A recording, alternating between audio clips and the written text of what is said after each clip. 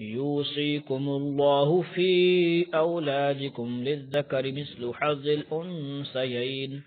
فإن كن نساء فوق اثنتين فلهن ثلثا ما ترك وإن كانت واحدة فلها النصف ولأبويه لكل واحد منهما السدس مما ترك إن كان له ولد فإن لم يكن له ولد وورثه أبواه فلأمه الثلث فإن كان له إخوة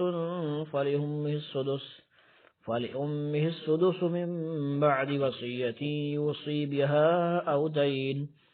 آباؤكم وأبناؤكم لا تدرون أيهم أقرب لكم نفعا فريضة من الله إن الله كان عليما حكيما ولكم نصف ما ترك أزواجكم إن لم يكن لهن ولد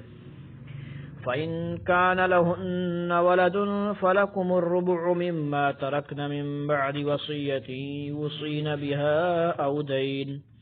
ولهن الربع مما تركتم إن لم يكن لكم ولد فإن كان لكم ولد فلهن الثمن مما تركتم من بعد وصية توصون بها أو دين وإن كان رجل يورث كلالة أو امرأة وله أخ أو أخت فلكل واحد منهما السدس فإن كانوا أكثر من ذلك فهم شركاء في الثلث من بعد وصية يوصى بها أو دين غير مضار وصية من الله والله عليم حليم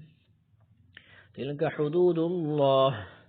ومن يطع الله ورسوله يدخله جنات تجري من تحتها الأنهار خالدين فيها وذلك الفوز العظيم ومن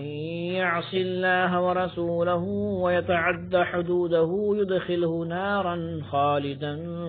فيها وله عذاب مهين.